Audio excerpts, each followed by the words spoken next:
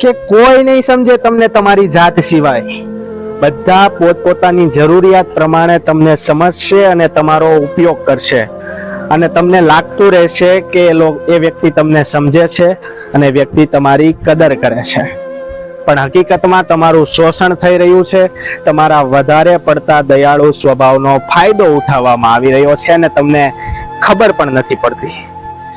જેવી એ જરૂરિયાત પૂરી થશે ને એટલે વ્યક્તિ તમને એવા શબ્દો, એવા વેણ કહેશે જે તમે ક્યારેય વિચાર્યું પણ નહીં હોય ને તમે ત્યારે અફસોસ કરશો કે આ વ્યક્તિની મેં મદદ કરી હતી, આ વ્યક્તિનો મેં સાથ આપ્યો હતો.